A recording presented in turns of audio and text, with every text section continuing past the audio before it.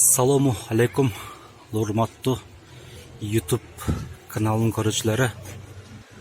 Денсаулык маанаңыздар жакшыбы? Бүгүн бизде 12 март Жылдышбек Момажанов Маданият сарайында концерт болуп жатат. Болгону саналуу эле билеттер калды. Келип концерт көрүп, көңүл ачып кетсеңиздер болот. Болгону бир 100дөй билет калды окшойт. Концерт ушул жерде болмокчу. Мына бүгүнкү концертке залыбыз дагы даяр. Болгону ошол билеттер сатылып бүтсө, концертибиз дагы башталат. Бүгүн бизде универсал командасы.